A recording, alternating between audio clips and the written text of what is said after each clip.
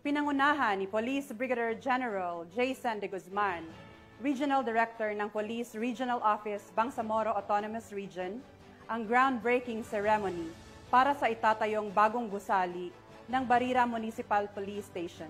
Patrolwoman Judy Ann Alibo sa report.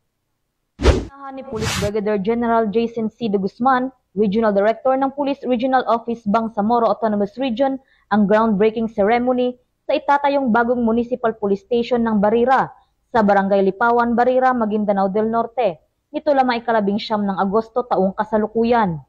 Ang naturang seremonya ay dinalohan din ni Honorable Abdul Rauf D. Tumawis, Municipal Mayor ng Barira, Maguindanao del Norte, barangay officials, katuwang ang BFP at iba pang personahe ng Maguindanao del Norte PPO.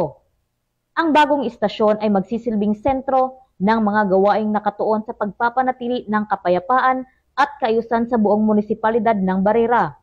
Aniya ni Police Brigadier General de Guzman ang kahalagahan ng pagkakaroon ng isang modernong istasyon ng pulisya upang mas mapabuti ang serbisyo ng kapulisan sa komunidad. Ang istasyon na ito ay hindi lamang isang gusali, ito ay simbolo ng aming pangako sa pagpapanatili ng kaayusan at kapayapaan sa Barira.